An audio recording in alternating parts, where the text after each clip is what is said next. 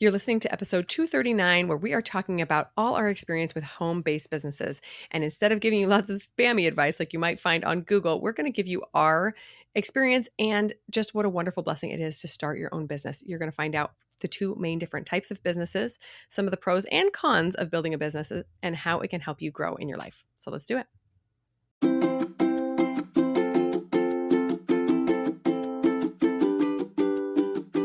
Hello, and welcome to Outnumbered the podcast. I'm Audrey. And I'm Bonnie. We are experienced moms to a combined total of 19 children. In our weekly episodes, we explore relatable topics using our perspectives of humor and chaos. Tune in for advice and encouragement to gain more joy in your parenting journey.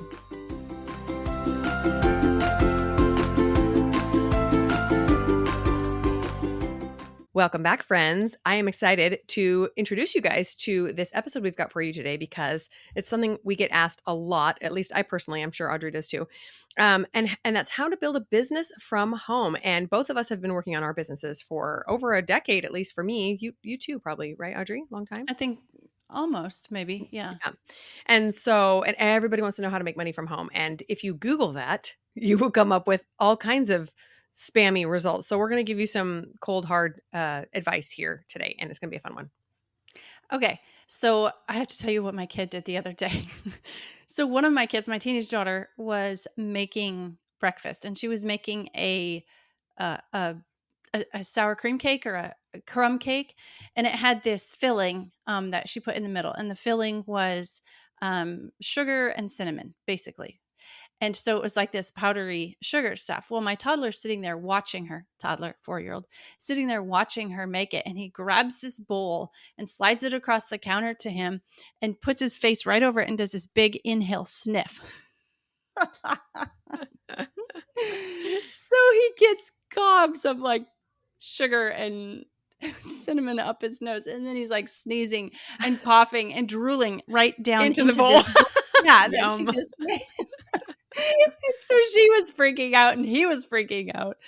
It was pretty hilarious. Anyway, obviously we got rid of that bowl and made her a new one, but that was kind of hilarious to watch your toddler. Like in slow motion, I'm standing across the kitchen and I see him grab this bowl, slide it toward him, put his face down, take this big whiff. But now you know he will never do drugs because he knows what it feels like to snort sugar and cinnamon. Probably not pleasant. I tell you what, this is the kid that attacks life head on, head first, crazy.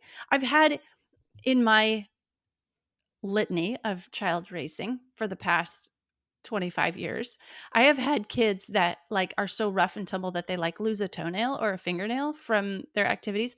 This kid currently has both big toenails missing. Both. Ew. Yeah. Crazy. Have you ever seen the viral video going around about the kid who wanted to eat the spoonful of cocoa powder?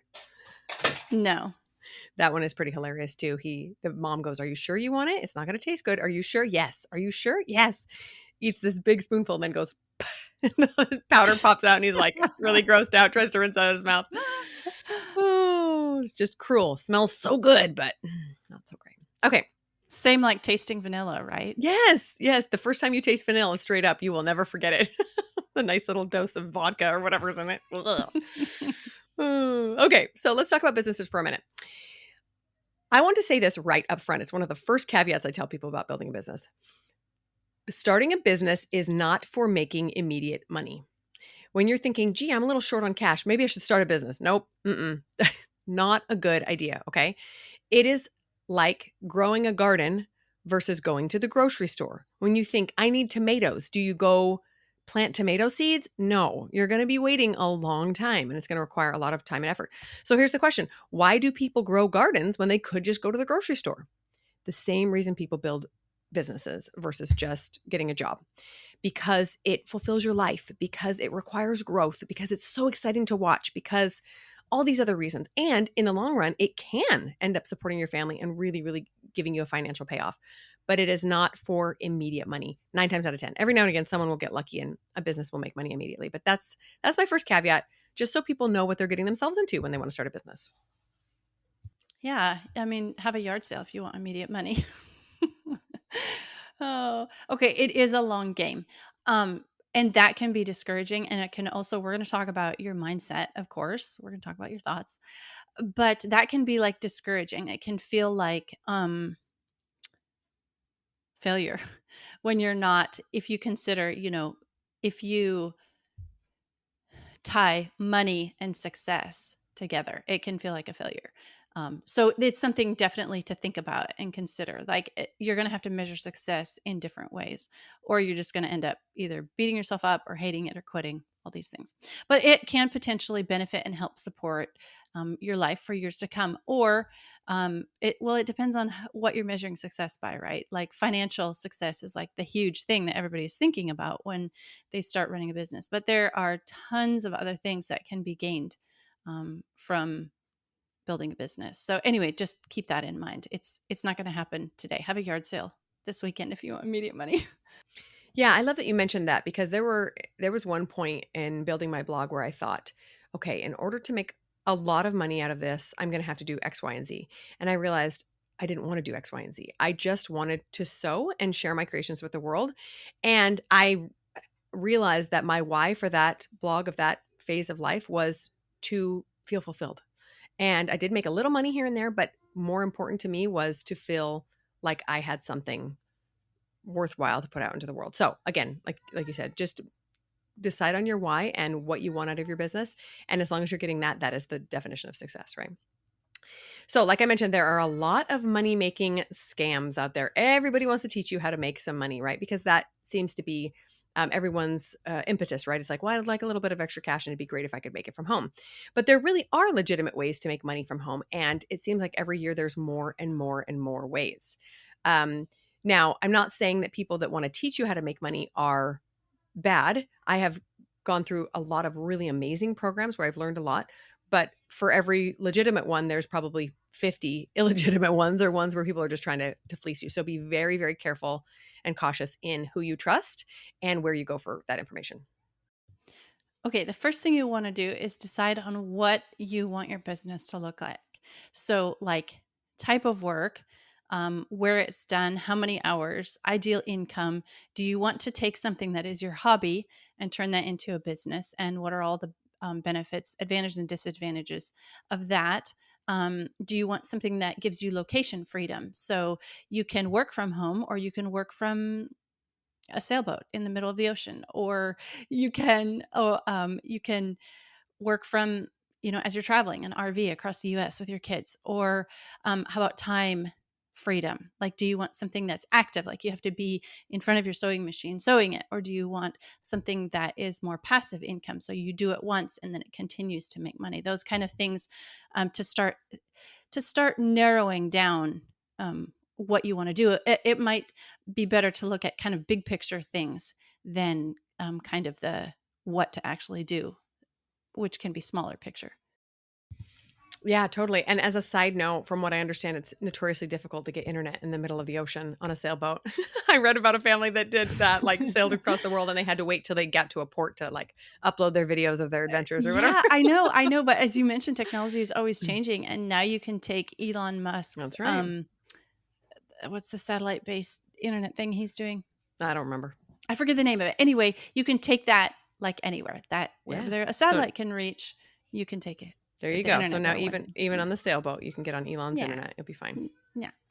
And here's another thought. You don't even have to know what type of business you want at this point, but I highly recommend at least fleshing out what you want it to look like, right? Maybe you don't know what you want to do exactly, but you do want to have a little bit of computer time, a little bit of creativity time, or you really want to work with people, or you really don't want to work with people, right? So just kind of set it up in your head as to what it looks like so that when the type comes along, you realize, oh, there's this thing called affiliate income that I can make by sharing people's link. Oh, that would fit, that would check all these boxes, right, that I created. That can help you decide. So let me just give you a couple of examples. Coaching, for example. I knew that I wanted to help people. I knew that I wanted to work from home. I knew that I wanted to have some opportunity to travel, which I can, to speak or to go to masterminds and that sort of thing. Another example is, sewing, sharing your creations with the world. Something hands-on, if you're creative, something you can do from home, but you do actually have to do some work before you can share it, right? So again, just kind of ask yourself what you want it to look like, and then very often the type of work will kind of present itself. Yeah, you also need to think about your non-negotiables. Like, what are you absolutely not willing for to do or to have as part of your business? So, for example, you insist on being home at bedtime or for dinner. You want to be able to travel in the summer. All sorts of things. This is exactly what you do when you're looking for a job that pays money and you get a salary from it. That's exactly what you do, is figure out, well, I'm not going to work, say, in a factory on an assembly line. Well, that's one of your non-negotiables. So you need to think about that for running a home-based business as well. Yes, and I will say at this point that sometimes a business that you start in one certain way can morph into something that isn't as sustainable or isn't what you want to do. But the great thing about owning your own business is you can pivot at any time. Let's say your business does grow and you end up managing a team and you didn't really want that, or it's kind of grown into something that doesn't fit your lifestyle quite as well. You can sell it. You can hire a CEO and just stay on as, whatever, a board member. You can quit and do something totally different.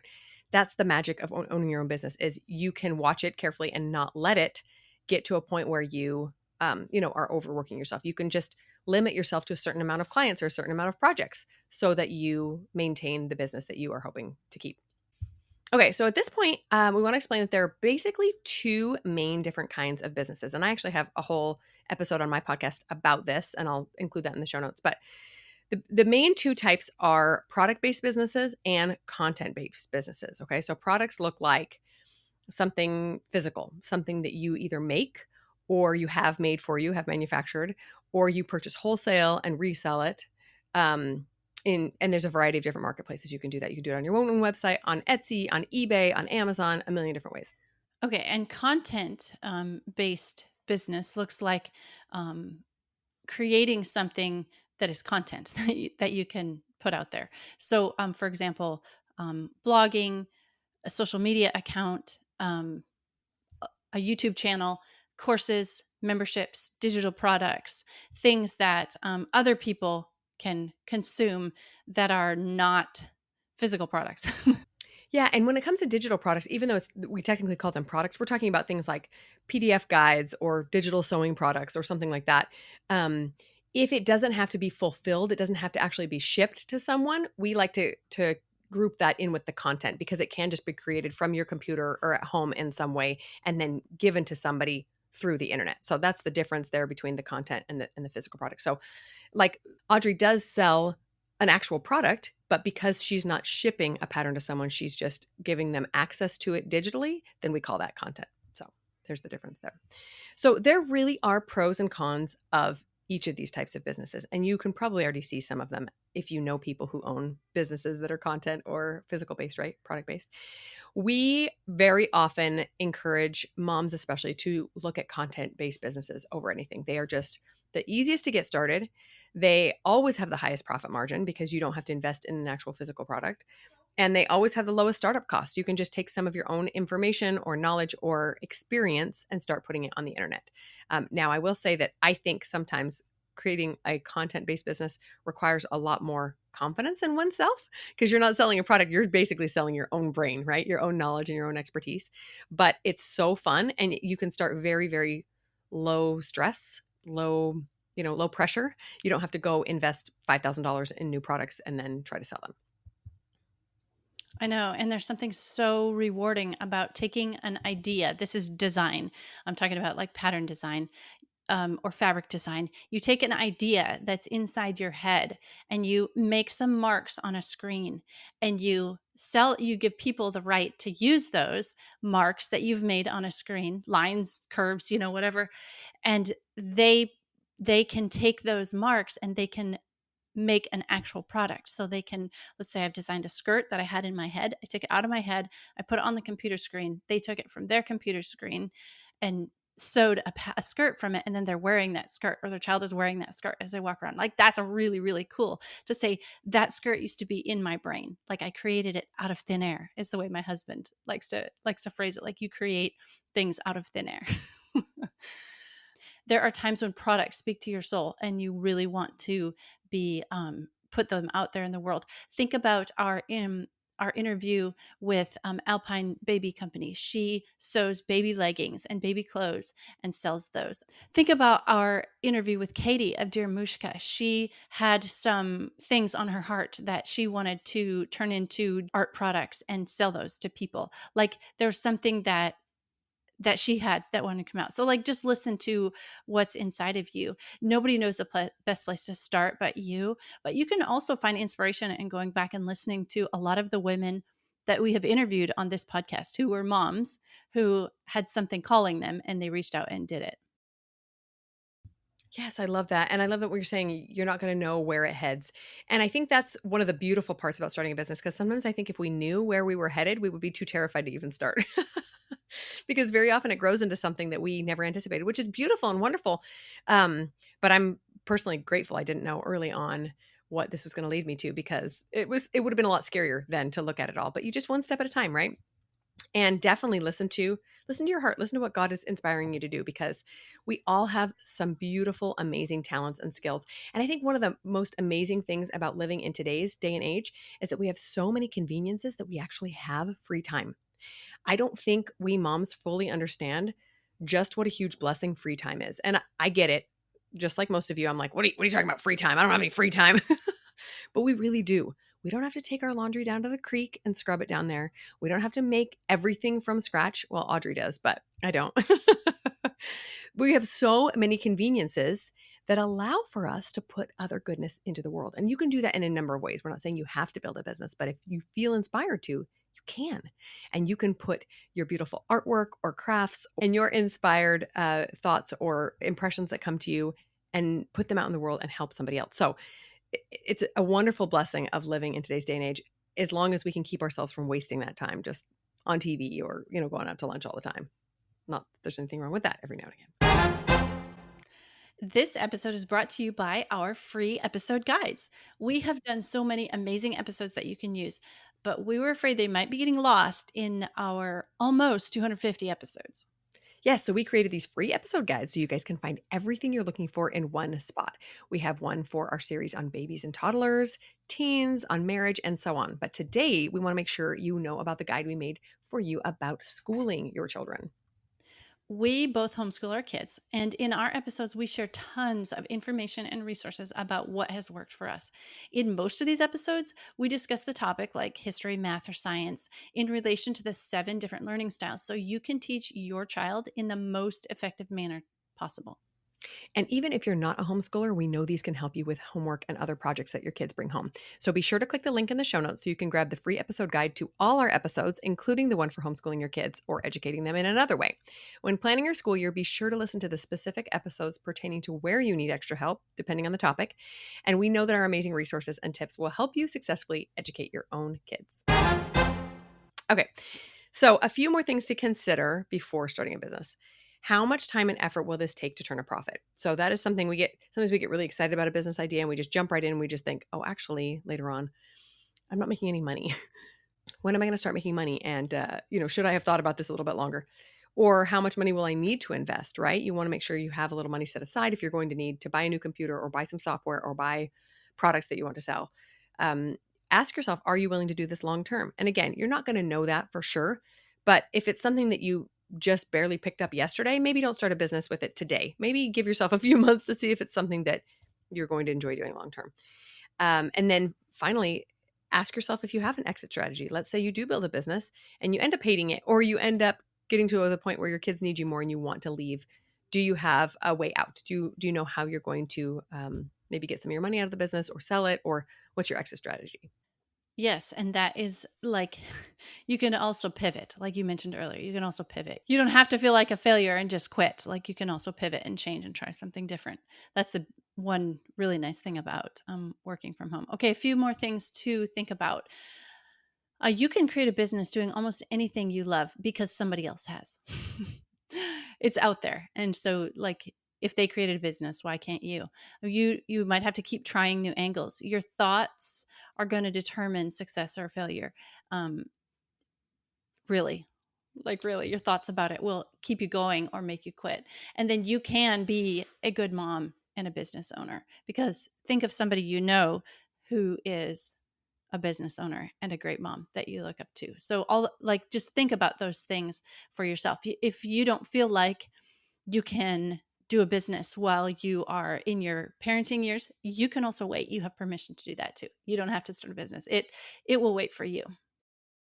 Yes, I'm so glad you brought that up. And I think we could do an entire episode on this. But as passionate as Audrey and I are about taking care of yourself, we have noticed that when we have something for ourselves and when there's just a little side hobby or a full blown business, we show up better as women and as parents. We have a way of putting our own beauty and genius out into the world, and we feel more fulfilled because of that and are able to show up better for our kids. But there are times when we have to step away. There are times when we have to scale things way back because our kids need us more or we have some sort of an emergency. And that is the beauty of building a business versus going out and getting a job and working for somebody else, is that you get to have full control. And you could even just shut things down for 6 months and say, no, my family needs me right now. So beautiful thing. Okay, so let's talk about concrete steps for building a business just for a quick second.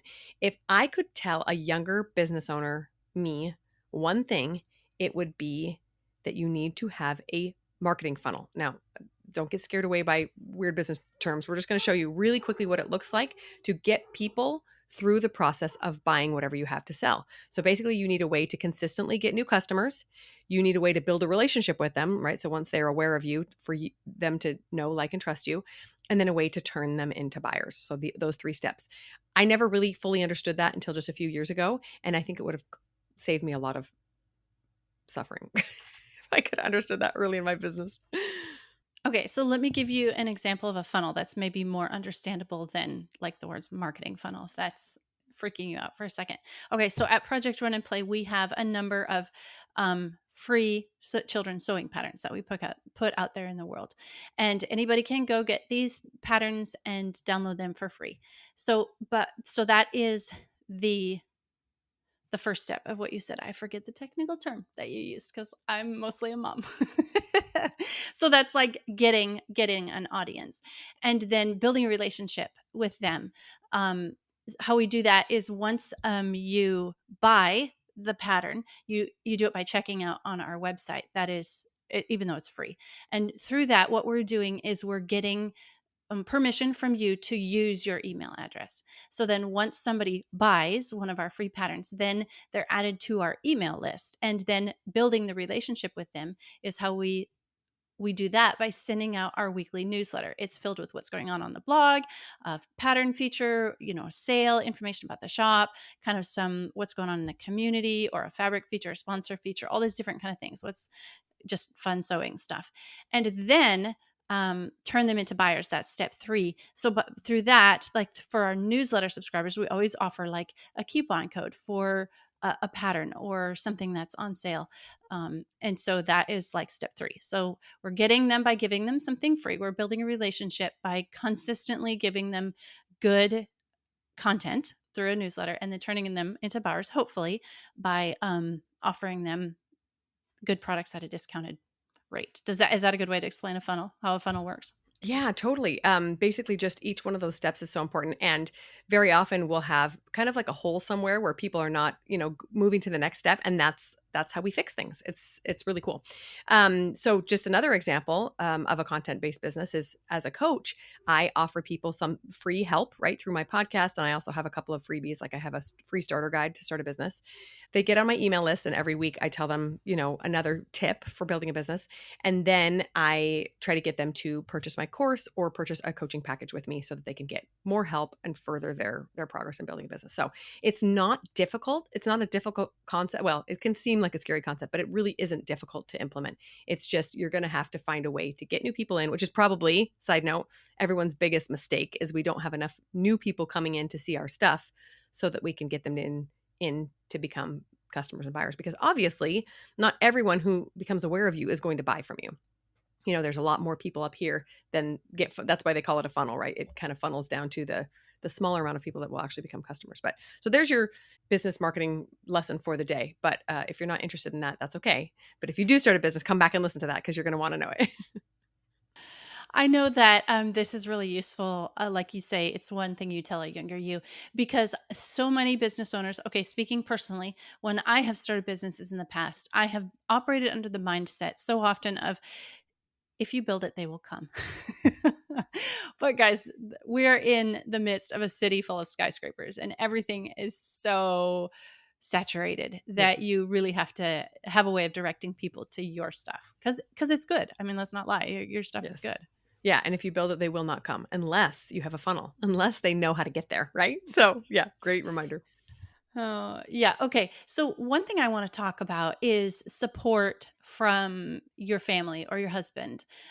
So, you have to have a supportive partner to be able to take the time that it takes to build a home based business. Um, my husband has been so incredibly supportive of me taking time and sometimes money to build things that are maybe not benefiting the family or maybe won't, like maybe the business need to pivot and do something else. If you have a spouse that is not supportive or doesn't understand, you can try like educating them or you can try doing it more on like the hobby level where you have something that does produce in a way that you both see as successful, and then you can start your side business on the profits from that. So it's not like taking um, time or money from your family and like that was first. But another way that you need to be supported is like a family member, friends, neighbors, that kind of thing. So if you have people in your life who are constantly bad mouthing entrepreneurs or people who do run their own business or small businesses or that kind of thing, like their paradigm is just big business and work and get an income and like that kind of thing.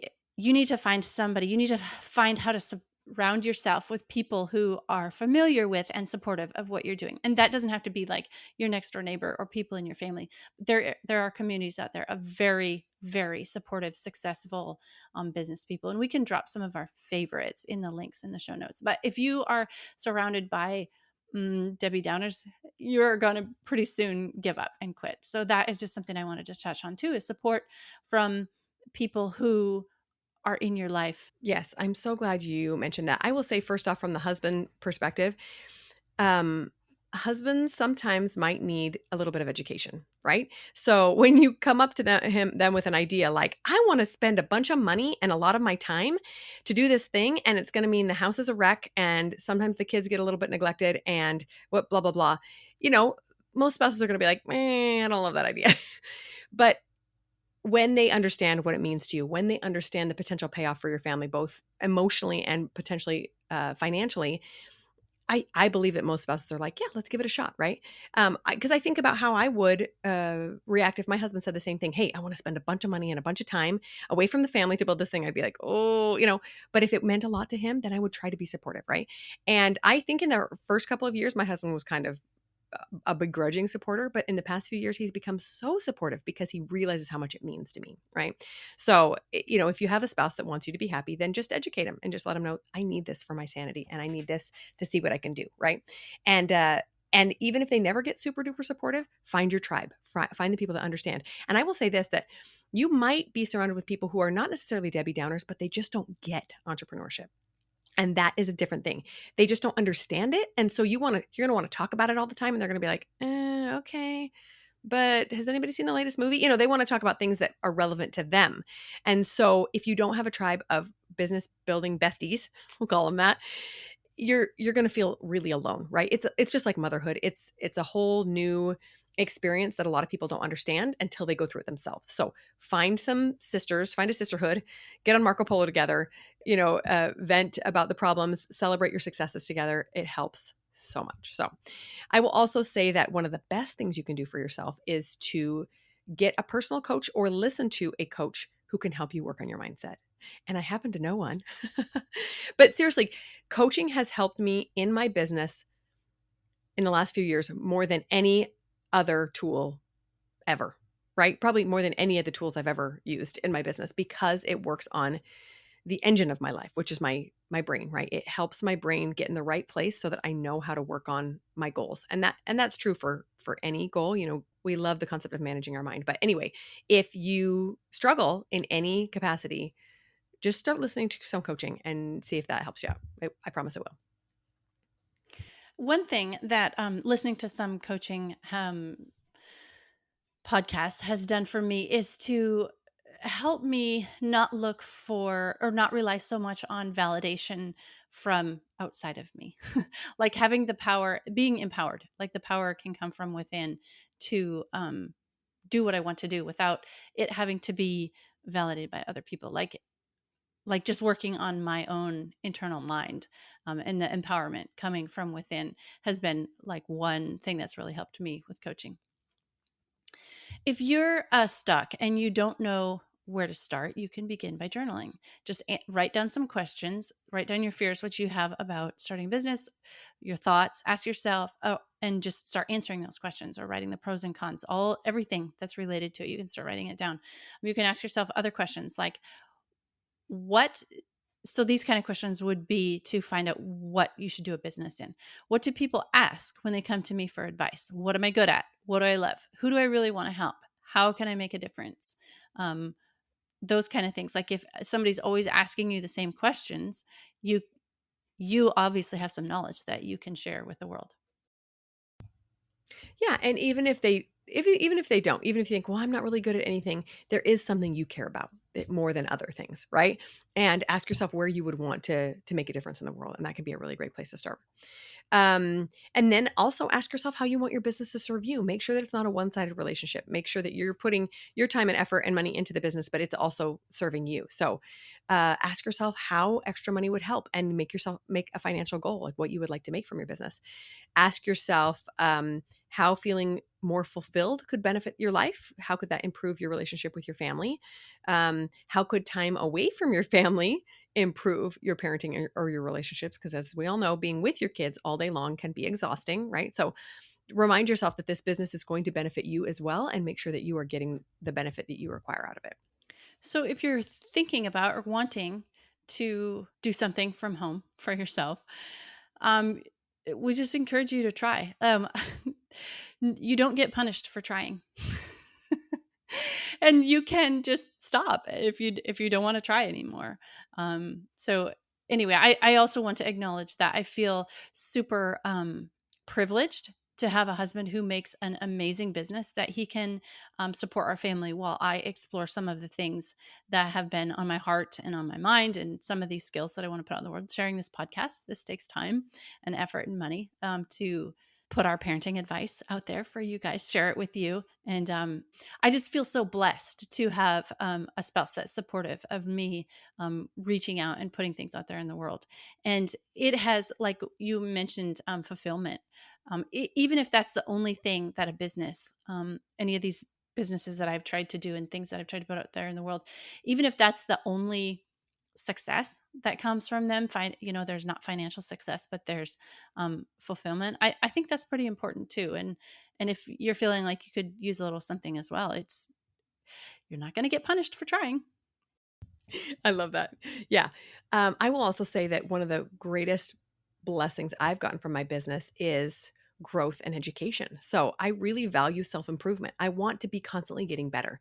And so I like to read self-improvement books and watch courses and things, but my business has helped me leaps and bounds above probably anything else other than motherhood itself in being smarter and more aware and more open-minded and more capable. I've learned so many skills. Recently I wrote down all of the actual concrete skills I've developed as a business owner, and I was blown away. I thought, this is like a college degree. Things that I've learned from other entrepreneurs, from the internet, from friends, from books, because I want to build this thing. So I really view it as a way of continuing my education and of doing something hard that's going to require me to manage my mind and manage my emotions, right? If you want to sit back and coast through life, you can do that. I mean, good luck as a parent. Parenting does the same thing. It makes you grow, right? There's not a lot of coasting as a parent, but If you are constantly looking to improve yourself, building a business is a great way to do it. You just learn and grow so much. It's a beautiful, beautiful experience. All right, friends, thanks so much for listening this week. We will talk to you next week. I'm Bonnie. I'm Audrey, and we're outnumbered. Thanks for listening, friends. Click the link in the show notes to subscribe to our email and never miss another episode. Show us some love by leaving a review on iTunes or sharing the podcast with a friend. Thanks for all your support. We'll talk to you next week. All right, friends, thanks so much for listening this week. We will talk to you next week. I'm Bonnie. I'm Audrey, and we're outnumbered. I can't be on mute if I'm going to say my part. Okay, let's do an intro.